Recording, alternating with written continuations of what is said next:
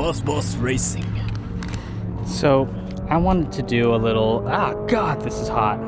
So I wanted to do a little tech tip for today while I'm here at the track, because a lot of you have noticed that I have switched over to the DJI Action 6. Oop, it's upside down because that's how you mount a Boss Vision camera. A lot of people are asking me, hey Mike, why did you switch to the Action 6? Why is it that much better than the GoPro? So in this video, I'm gonna go over exactly why I personally think the DJI Action 6 is better suited for POV track driving over the GoPro.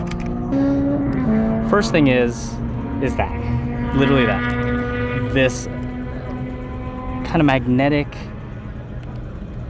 mount is pretty awesome.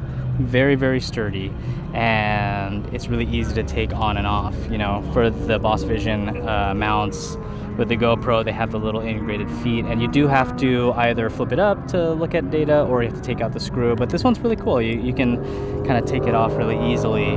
And if you have a Boss Vision POV visor mount, I am making new DJI Action 6 camera mounts because it needs to be a little taller and a little further out to get the proper view, because if you use the GoPro one, unfortunately, with this added magnetic strip, it adds about 1 centimeter of like sandwich plate material, so it sits 1 centimeter lower in your eye line, which is no good. I tried, but it did not work. It was too low.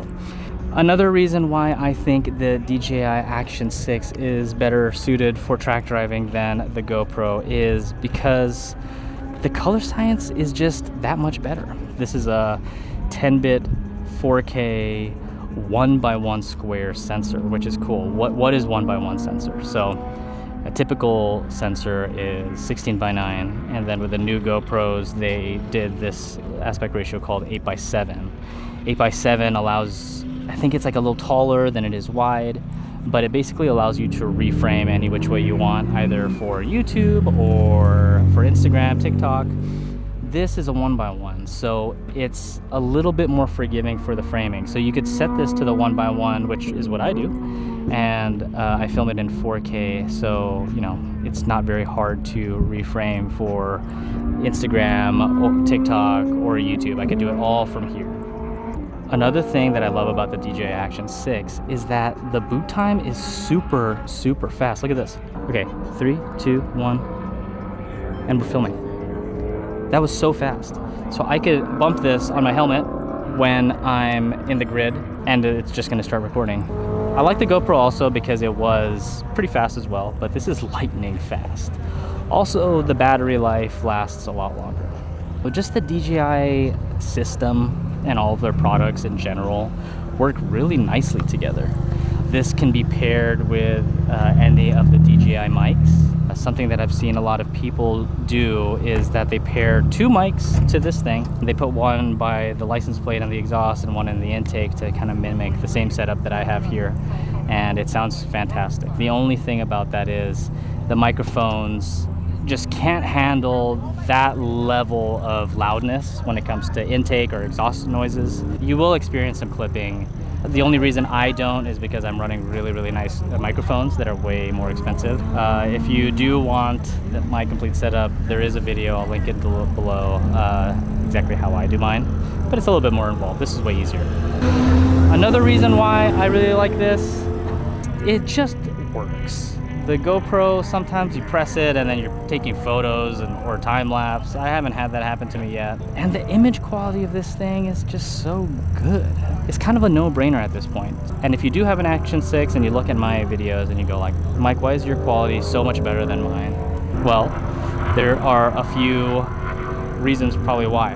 One, this ND filter.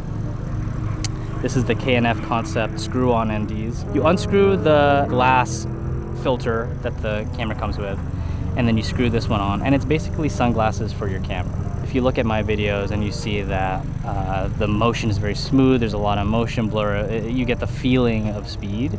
That's because I'm using these ND filters to compensate for how bright it is out here. So if you want motion blur and it to look very cinematic, the ideal settings are 1/50th of a second shutter speed as low ISO as you possibly can. For my case, I kind of leave it at ISO 100, and then you have to find the appropriate strength ND filter so that you're perfectly exposed. It's going to take a few times to get it right, but pretty much once you get it right, when you're driving, like the light levels are basically the same, unless like you're driving at, I don't know, sunset or something, or sunrise.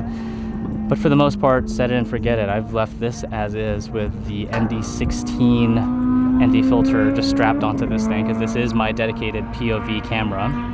It just works. It looks so much better than the GoPro. Maybe partially sharpness, and it also shooting 10-bit color, which is, you know, good for if you're looking at the sky and you don't want your sky to be super blocky, because that's what happens with lower color depth cameras such as the old GoPros. Is like, if you try to color it, the sky looks really blocky, looks really bad.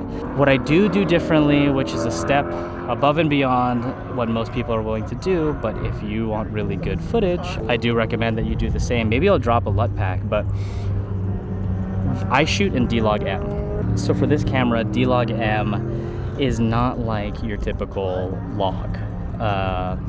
It's more Rec 709 than anything. And if you know what I'm talking about, great. If you have no idea what I'm talking about, don't worry about it. But basically, if you want to color it in a log space, you have to color transform this thing. So in DaVinci, I do something like I color transform this as if it were Rec 709, and I turn it into the Blackmagic Design digital intermediate wide gamut, or whatever that is. It lets me use my film emulation LUT to use some cool little LUTs that I use on like other stuff, like my vlogs. But it looks great. The microphones are really good on this thing. It's way better than my GoPro. And even on my GoPro, I tried super hard. I like put like a little wind muff on it and stuff, so it's still got crazy wind noise, but this somehow doesn't get wind noise. It looks like the microphones are kind of underneath, so maybe that helps. I don't know. Yeah, I just wanted to show my setup because this is kind of the future. I'm seeing more and more people switching to the DJI Action 6 or the Action 5 Pro. Is it? I don't know what it is, but the image quality out of this thing is hands down better than the GoPro, and I think a lot of you have noticed in my recent videos. If you already have a Boss Vision mount, have a GoPro, give this thing a try.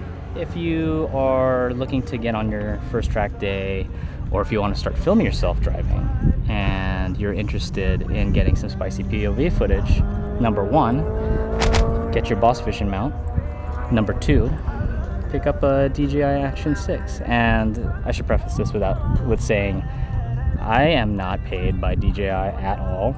Although DJI, if you're watching, I would love for you to give me some stuff. Yeah, I paid this with my own money, and I've been loving it so far. I have my 2 GoPros sitting in one of my Pelicans that I'm probably just going to use as cameras to put on the outside to get some cool footage, but that's it. I'm a full-on DJI fanboy now. So I hope this was helpful to some of you. I might have been rambling, but I'm baking under the sun. This wing is absolutely burning me.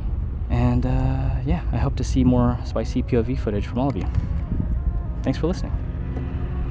Boss Racing.